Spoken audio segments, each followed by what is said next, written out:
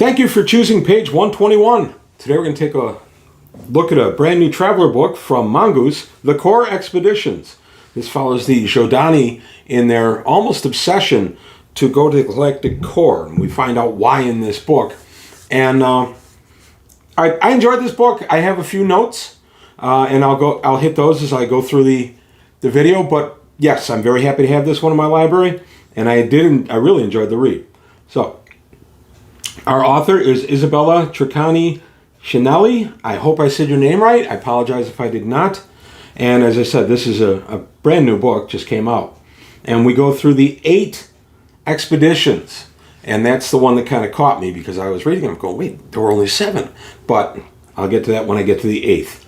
So this gives us an introduction and talking about how the Jodani for a while felt they might be the only sentient race in the universe because they hadn't encountered anybody. And so they decided to reach out to space and try to find other races, and they do. And then how to use the book, Core Expedition Campaigns, which could actually be pretty cool if you wanted to have your player characters aboard a ship in the Core Expeditions, whatever timeline you want to have them in. It's pretty neat. And the resources you would need as the GM. And why they started the expeditions. There's an ancient's device, artifact of some nature called the Toliak. And the Toliak gives information on what's going on in the core. For centuries, the Jodani didn't really pay much attention to it. It was just kind of thought of as a bit of a gimmick. But this artifact, which is only activated with psionics, proved to be accurate as to the current state of some of the things toward the galactic core. So that kind of gave the Jodani a roadmap and even a little bit of future intelligence about where they were going and what they were doing. That was one of the spurs that made them go on the Rim expeditions. And they talk about the Destinarians, it's a political group of the Jodani, and getting jump. And once they got jumped, they make first contact, and the Adaxer are their contact, and they end up being brought into the Jodani consulate fairly peacefully. So it's pretty neat. And you could be an Adaxer traveler if you wanted to. And then the continuing looking forward, planning a journey to the center of the galaxy. That's the ultimate goal. And talks a lot about the role of the thought police in the expeditions that they brought these guys with, and they were treating the crew for various problems they encountered. We set up how many vessels, what kind of vessels, we have expedition goals. I liked these sidebars. These were kind of nice. They added a lot of flavor to the game, I thought, or to the book. I thought they're throughout the book, and I liked that. And then how they commanded the fleet, what their jump path was going to be, and public perception reporting. We get this over and over through the book, the setup of the first expedition, and the second, and the third, which is fine, except it did get a little bit repetitious. I would have minded if it changed around a little bit. The other thing I would have liked is, as we go through each expedition, I would have liked to cut some notes on some stuff that went wrong. We only really hear about the successes, but we don't hear that this ship was lost due to a misjump, or this ship had a problem, or we don't get any of that. I was a little disappointed in that because that was some of what I was looking for in this book. So the Toliak, this is a good section on the Toliak. The map is an ancient's artifact activated by psionics, and it gives a roadmap to the galactic core.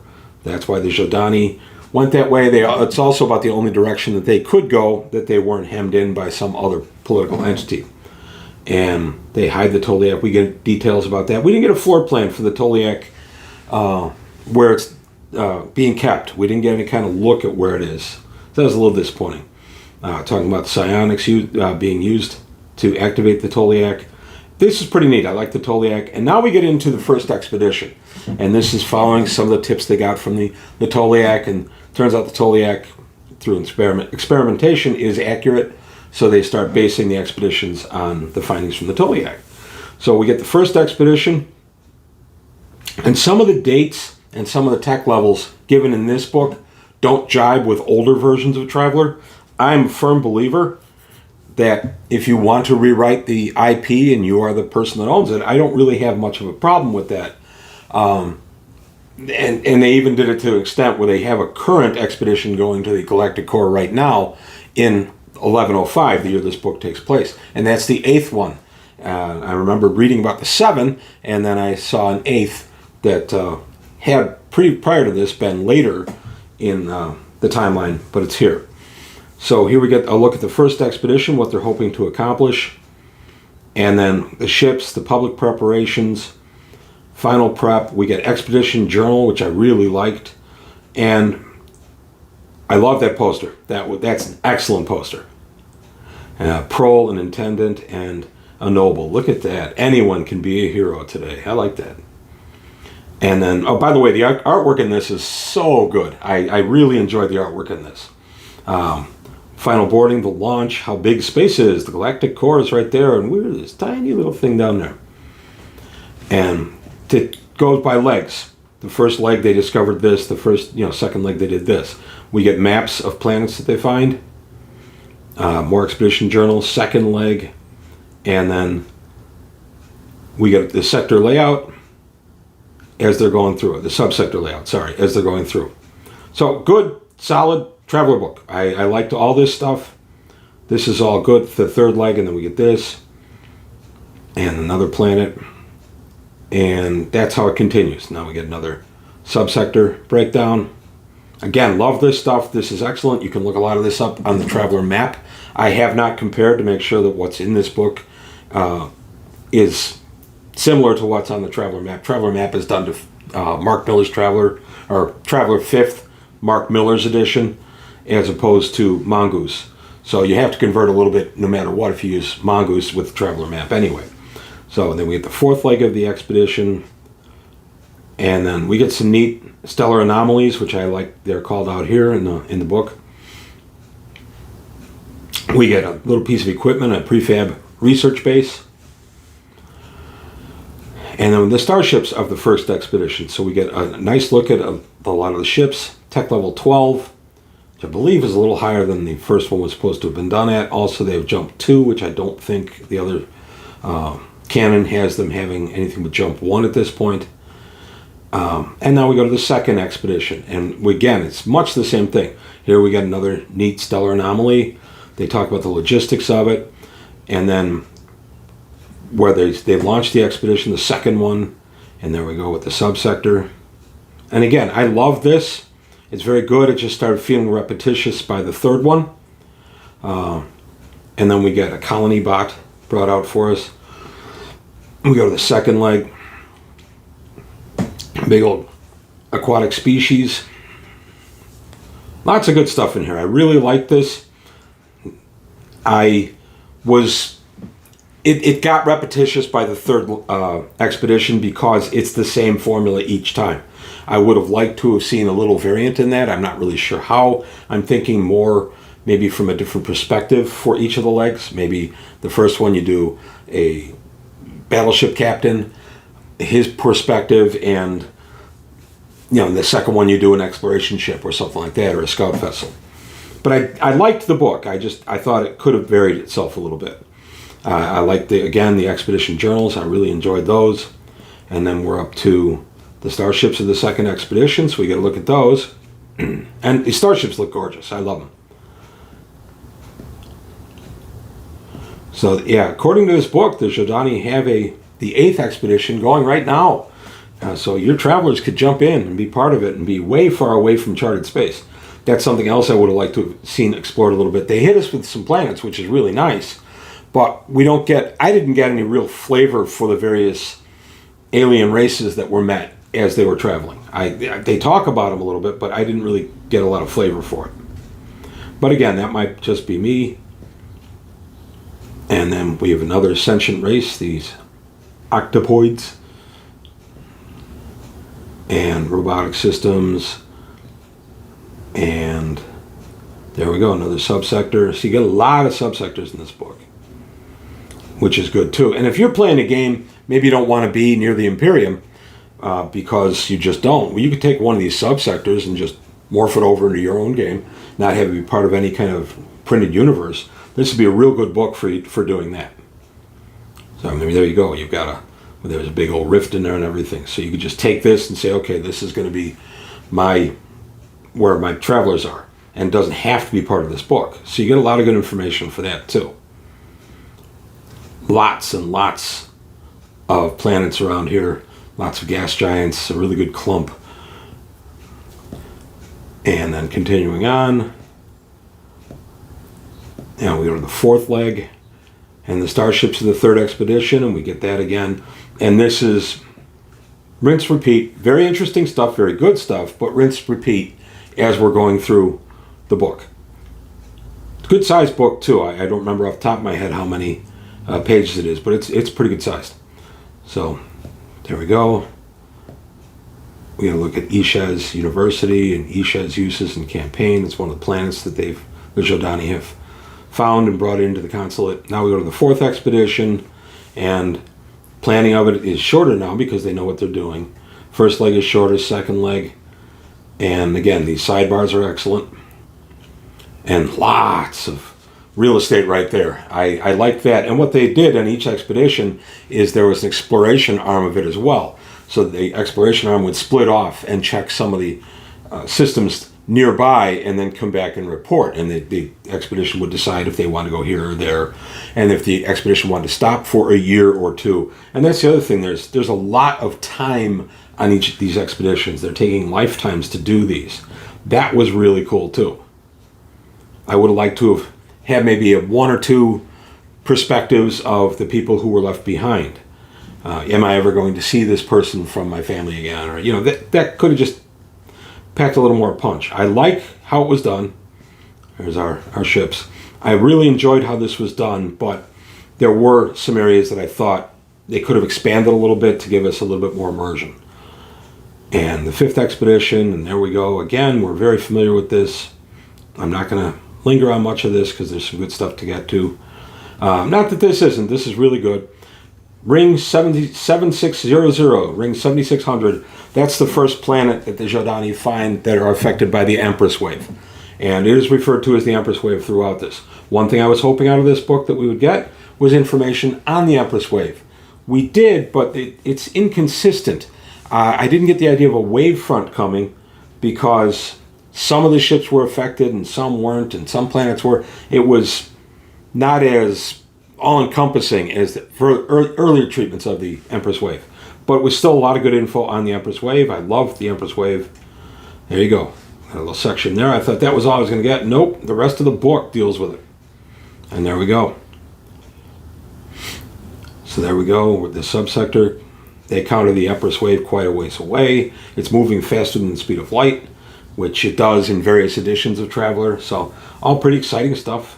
More fleet research vessels, a cargo hauler, all with the sleek Jodani design. Sixth expedition, by this time they had to kind of convince people, and because of the Empress Wave coming up, they've had to increase the secret police, the Tavers Shuttle. Sorry if I butchered that. I'm not very good with those. But I did like that. This does give you a nice flavor of what it would be like to be on these expeditions and how your day in, day out stuff goes. Again, more interesting space phenomena. But I would have liked to have seen just a little bit more what went wrong. Not that, this whole arm of the expedition was lost, but problems they had actually encountered that I could then use as adventure hooks for my players. And you really don't get much of that in here. I mean, the whole book's one big adventure hook, but you don't get specific problems they encounter.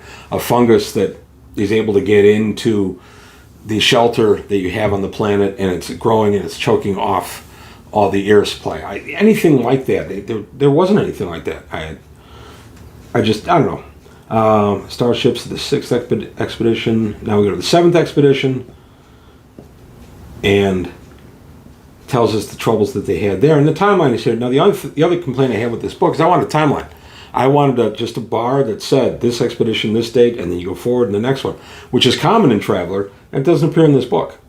I think that's a glaring omission. But here we go. And starships of the seventh expedition, which was a couple of hundred years before our current timeline. And then the 8th expedition, which is starting out, launched in 1060. So the 8th is still going. And there could be some canon out there that said there was an 8th, and I'm just not remembering it. I just remember reading about the 8th after the current timeline, but I could be wrong there. But it's kind of neat because this gives you a definite thing for your players to be in. If you want to stay in the current timeline, they can just be part of the 8th expedition. We get introduced to a mycelium chamber where you can just kind of eat these mushrooms, and more about the subsectors they're going through. Lots of good real estate there. One of the things the Jordani found after the first expedition is there was plenty of money to be had by doing these. They got all these new chunks of real estate, and we were able to have all these resources and bring them back to the consulate. But the further physically that citizens got from the consulate, the harder the Jordani had them all conforming to the same society. So that was kind of a neat little challenge in this one. I like that stuff. A little more of the geopolitical stuff would have been pretty cool. And there's the starships of the 8th expedition. And the core expedition campaigns, the eras you want to be in, the themes, who do you want to be, a noble, intendant, or prole? And major or minor expeditions, you can create the route. And here's some adventure ideas. But, so I said there weren't any, there were some. And then we get a fleet composition, who's commanding it, and there you go, nice artwork. Love artwork like that. Then the fleet command structure, the core flotillas, and transport squads. Oh, this was pretty good too. All the organizational stuff is really nice. And then playing the 8th expedition.